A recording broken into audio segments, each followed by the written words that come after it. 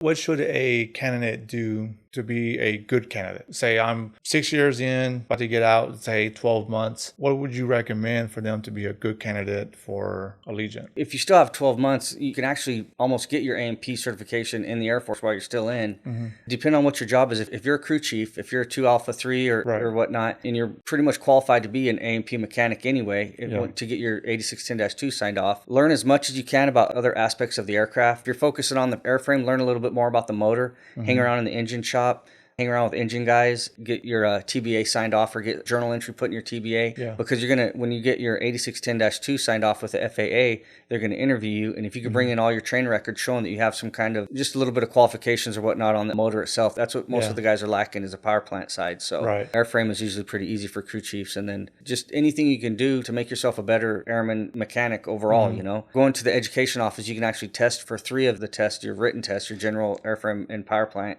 at the education office once you get your 8610-2 signed off. But that's the key, not to be mumbling around, but the 8610-2 is the key to get. Once you get that, then you can go in and test and go on and get your A&P eventually. But to make yourself a better airman, hang around the other shops, I would say, and get knowledge on the entire aircraft, not just the airframe.